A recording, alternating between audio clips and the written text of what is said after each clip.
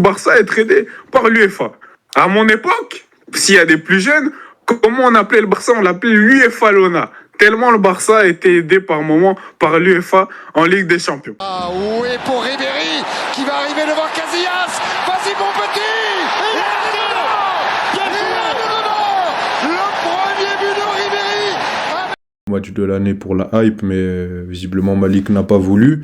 Bon, on vous présente le sommaire très rapidement. Un Barça instable, parce que malgré encore ce résultat et des gros résultats, notamment en Supercoupe, en Coupe, contre le Real, ben c'est un Barça qui a du mal en Liga, du Barça qui aujourd'hui aurait pu perdre, voire même n'aurait pas dû gagner. On va en parler justement.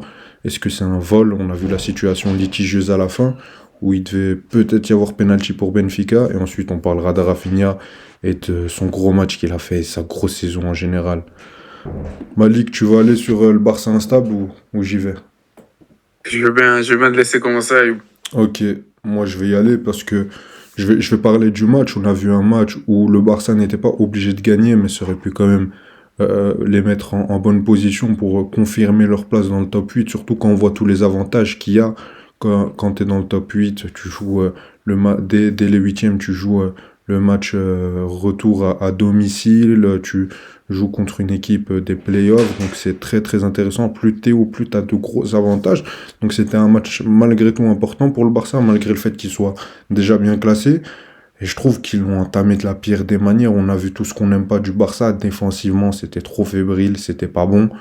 Araujo, j'aime bien, j'ai envie de le défendre.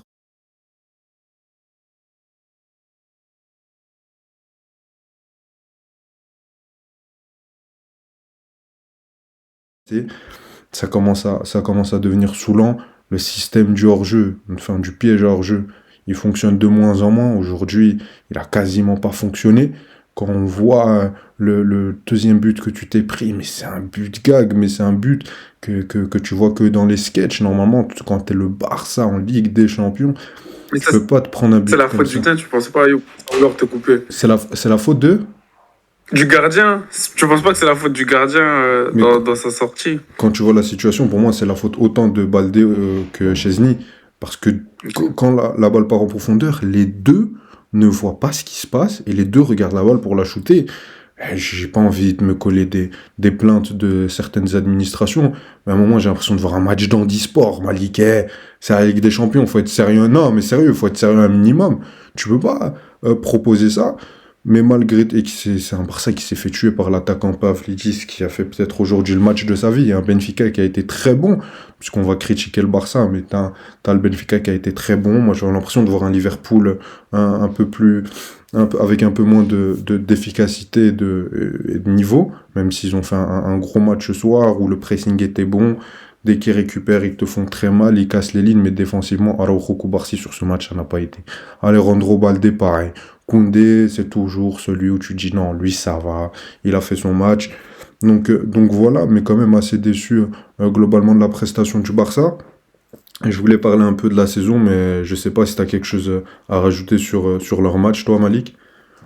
Non, moi, sur leur match, j'ai envie de dire que, allez, je te trouve, entre guillemets, un peu dur sur, allez, la conclusion, entre guillemets, que tu fais de la fait que leur défense est de plus en plus fébrile, etc. Même si, clairement, quand t'encaisses 4 buts contre Benfica, elle a raison d'être mis à tort. Mais je pense que dans les deux des buts encaissés du Barça, ben, je peux reprocher quand même quelque chose à Szczęsny, où c'est un peu limite des buts gag. T'as dit que ça ressemblait à une autre administration que je vais pas répéter, mais c'est un peu des blagues et des boulettes qui, je pense, pouvaient être évitables. Et c'est comme ça que le Barça s'est surtout mis en danger. Mais c'est sûr que quand à la mi-temps, tu pars en étant mené 3-1 à Benfica dans un match où visiblement tu veux gagner le match, parce que c'était, comme tu l'as dit, malgré leur très bonne position en Europe, Hansi Flick avait mis quand même son 11 Je vais de mettre le base pour aller classement chercher ici, les hein, victoires. en Liga et en Ligue des Champions, pendant que tu parles. Donc voilà, je pense qu'il cherchait réellement à se mettre à l'abri, comme tu disais, prendre la victoire ici. Et je sais pas ce qu'il fera contre l'Atalanta, s'il fera tourner ou pas, mais je pense qu'il voulait vraiment qu'il gagne ce match. Mission accomplie d'une certaine manière.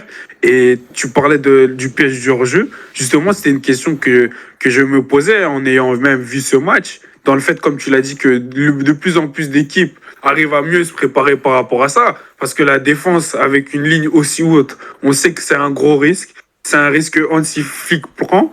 Mais est-ce que c'était pas un trop gros risque? Est-ce que ça va continuer? Surtout au fil de la saison, va continuer. Parce que là, on Mais c'est un arrive risque qui dans le fonctionne foot. de moins en moins, Malik. On arrive dans les mois du foot où c'est les matchs les plus importants qui sont joués, les matchs où on gagne des titres. Et justement, genre moi, enfin pas comme tu le dis, mais moi quand je regarde les matchs du Barça, je me dis à tout moment, l'équipe adverse, si elle met la passe dans le bon tempo, s'ils font la belle dans le bon tempo, bah ils peuvent encaisser un but à tout moment.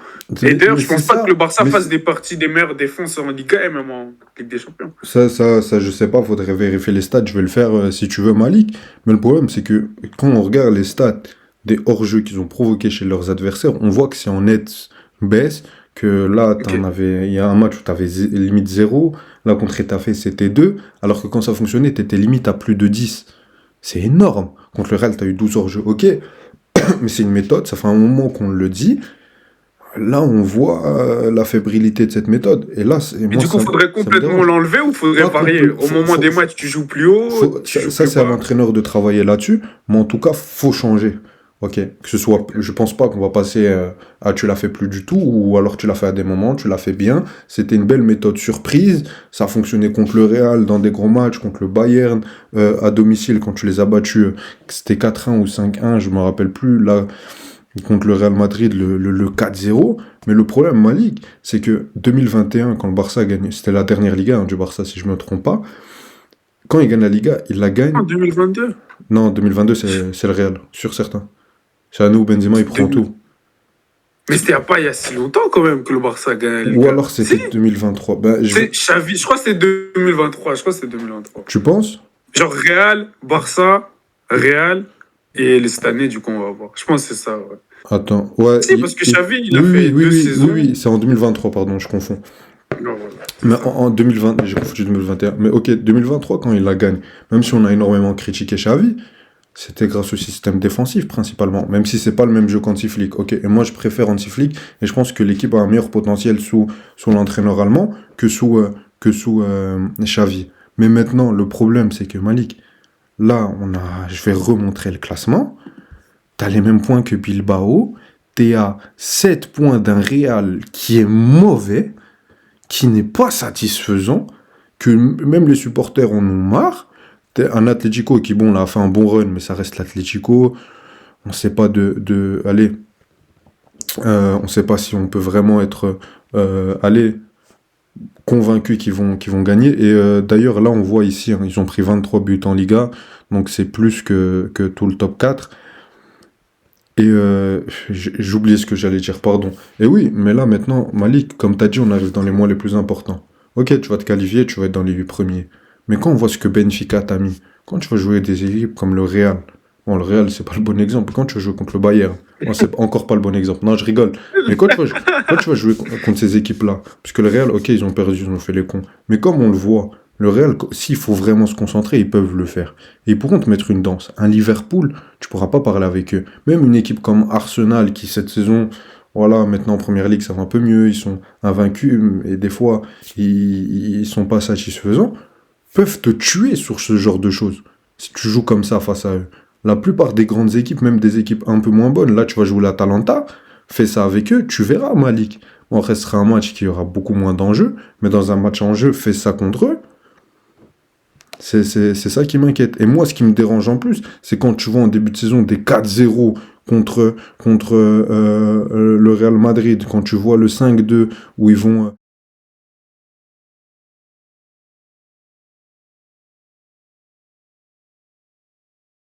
se faire tuer, moi, ça m'inquiète. Bon, les fans du Barça, s'ils regardent la vidéo, ils vont se dire oh, pourquoi vous tirez sur le Barça alors qu'on vient de gagner un match spectaculaire comme ça?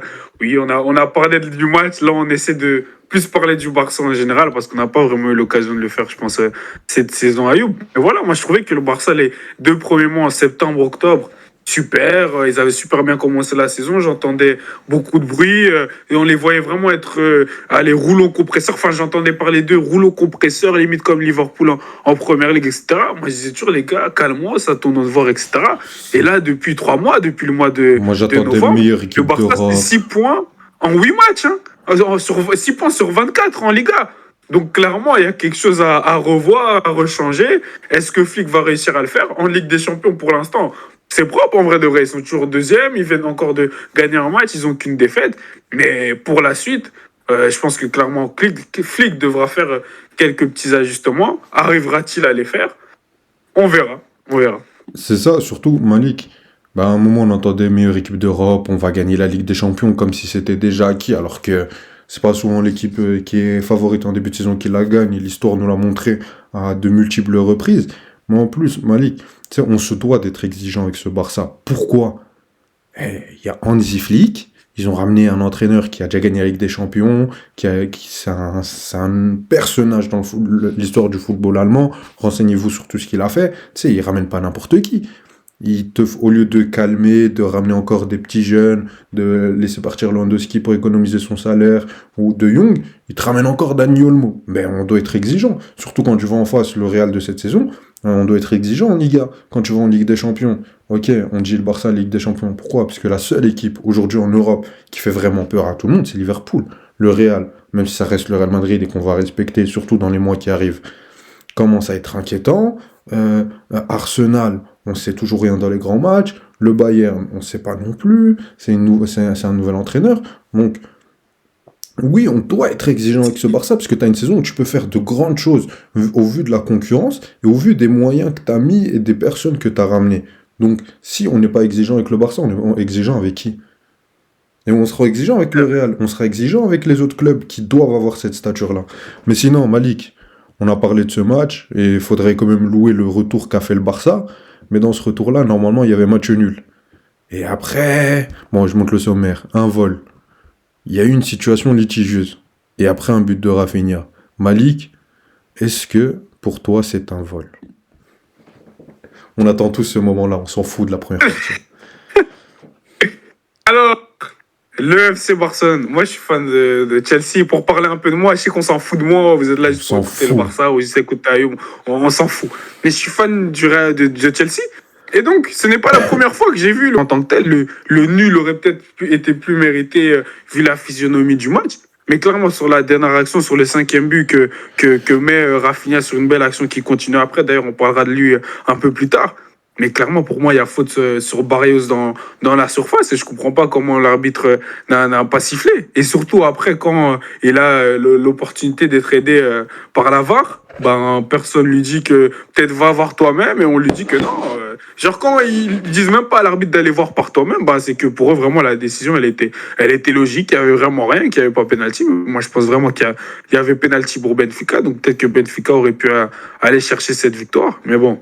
C'est le foot, c'est comme ça. Il y a des décisions arbitrales, faut les respecter. Des décisions d'arbitrage, faut les respecter. Et bravo au Barça pour leur retour, mais clairement pour moi, il y avait pénalty sur cette action, clairement. Ok, ok.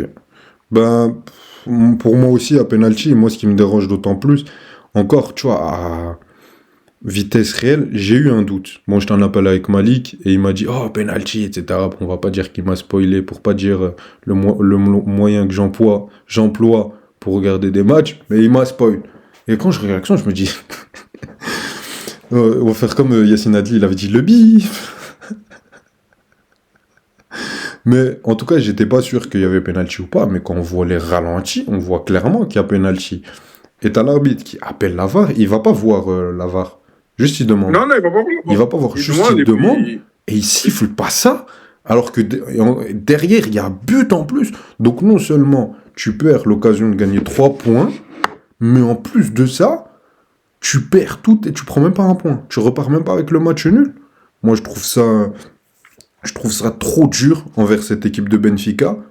Et je pense que oui. Pour moi, je vais pas dire que c'est un vol, parce que je pense pas que le Barça l'a démérité. Mais de voir le dénouement de ce match par cette action-là, je trouve déjà que ça salit la victoire du Barça. Et ça salit encore plus le match nul, voire la victoire qu'aurait mérité Benfica. Surtout qu'au niveau du classement, je regarde où ils sont.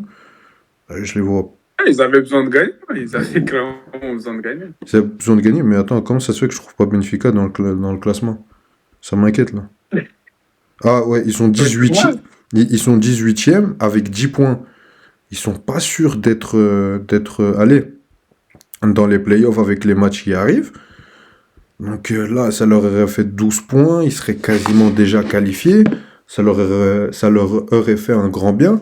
Donc maintenant, ouais, bien sûr que c'est dommageable. Après, vol, je sais pas, parce que globalement, le match, je trouve qu'il a été arbitré correctement, qu'il n'y a pas eu de dinguerie, à part, Enfin, il y a un la dernière penalty action. qui a été donné à Benfica qui fait un peu polémique aussi. Penalty qui a été Le donné. premier penalty. Non, à point et penalty. Les fans du Barça, en tout cas, Oui, me mais disent que. oui, d'accord. Ben, pour moi, il y a penalty. Je donne mon avis, c'est tout. Je donne mon avis. Voilà, donc, et peut-être qu'ils diront ils ont eu un penalty qu'ils ne devaient pas avoir et ils n'ont pas eu le penalty qu'ils devaient avoir. Oui, comme... Bref, pour moi, il y a eu penalty, donc non, le Benfica devait gagner ce match. Mais Après, bref, est-ce qu'il allait parlons de choses positives, voyons. Après, est-ce qu'il allait le mettre le penalty? Je sais pas. Mais en tout cas, ils avaient une occasion de Si. gagner ce match. Ouais, c'est bon. Arrête, toi, arrête. Bon, sommaire. Rafinha, Ballon d'Or. On a titré ça parce que il fait encore une saison. Enfin, il fait une saison où il est en train de se C'est ça révéler. encore. Ouais, c'était un lapsus. Il est en train de faire une saison où il est en train de se révéler au plus haut niveau. Aujourd'hui, il fait encore un très gros match avec un doublé. Et au-delà du doublé, une performance incroyable quand on a parlé du vol, mais son action où il fait le sprint dans les derniers mètres, c'est incroyable. À la toute fin, il va aller chercher le but de la victoire pour son équipe. Donc non, comment pas féliciter, je pense qu'il a 11 buts, 8 passes D en Liga, 8 buts de passes D en Ligue des Champions. Et dans quel match? Les matchs, il a une importance contre le Bayern, là encore aujourd'hui pour sauver son équipe, contre le Real Madrid au 4-0, au 5-2, il a été stratosphérique. Donc et même on le voit même aujourd'hui dans ce match, quand le Barça était moins bon face à Benfica, tu vois, on voit moins Rafinha. Et plus le Barça est bon, plus on voit Rafinha. Donc c'est clairement un peu l'indicateur de force du Barça. Et cette saison, honnêtement, il peut tellement les porter haut s'il continue sur cette lancée. Et moi, je suis choqué de sa progression. Parce que c'est un joueur, moi, je ne l'ai pas connu quand il jouait au Sporting, je l'ai connu quand il jouait à Rennes. On y voyait des qualités, du talent, mais sans s'imaginer, je sais pas, comme un Yamal, ou même, par exemple, je vais prendre un autre joueur qui est passé... À Rennes, t'as dit. Ouais, à Rennes. Par exemple, un Ousmane Dembélé, quand il était à Rennes, là, on y voyait clairement un crack. Rafinha, on y voyait un très bon joueur. À Leeds, il avait fait une grosse saison. Je le voyais haut, mais par ça, je savais pas s'il avait le niveau.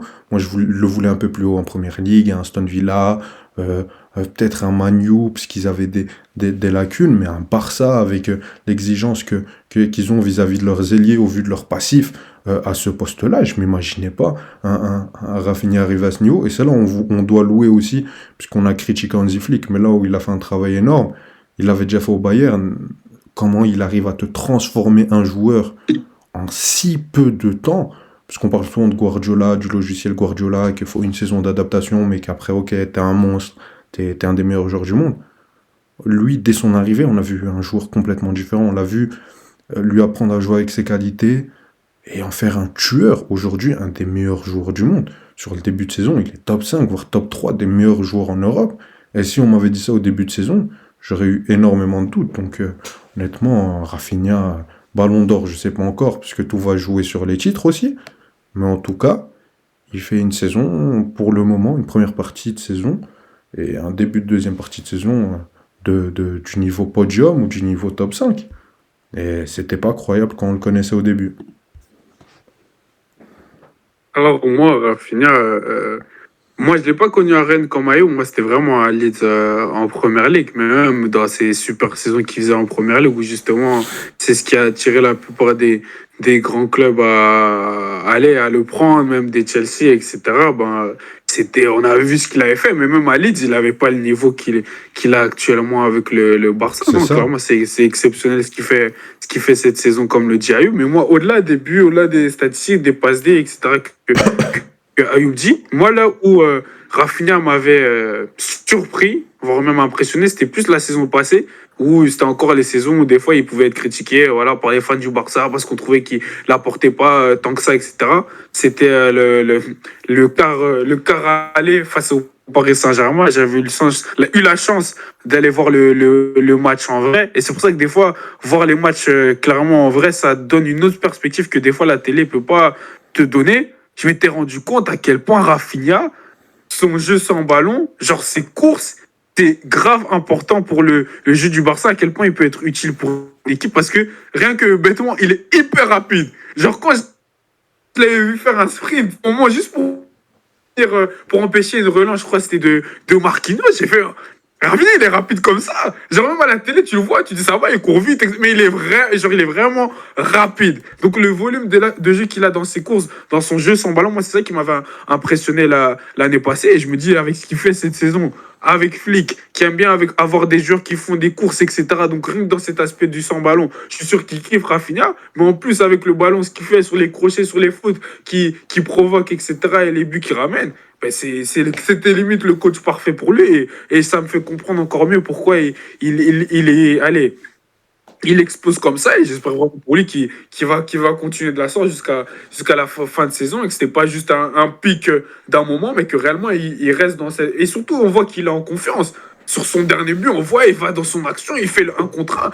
Il peut-être Rafinha il y a 2 saisons. Je pense pas qu'il serait allé aussi de manière aussi convaincante avec autant de personnalité. Donc vraiment, c'est super pour lui, c'est super même pour la Seleção qui nous l'espérons, enfin, si nous l'espérons, qui j'espère, moi personnellement, j'espère voir un jour vraiment une équipe du Brésil qui est hyper compétitive. Parce que voilà, la dernière équipe du Brésil qui était hyper compétitive, je trouve, c'était aller en 2006.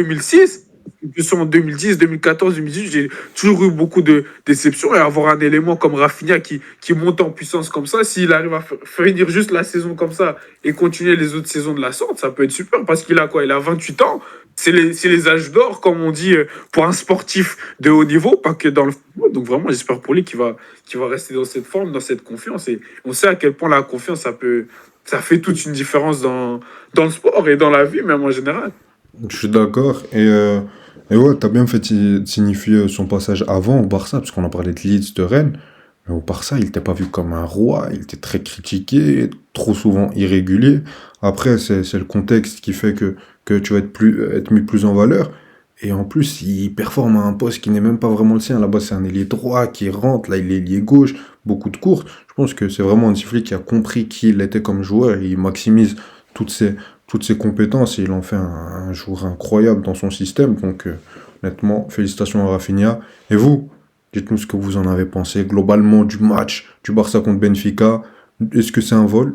Est-ce qu'il y a penalty ou pas? Et de la saison globale de Rafinha et de son match. En tout cas, merci à toi, Malik. N'oubliez pas de liker, vous abonner et activer la cloche. Allez, salut! Allez, ciao, ciao!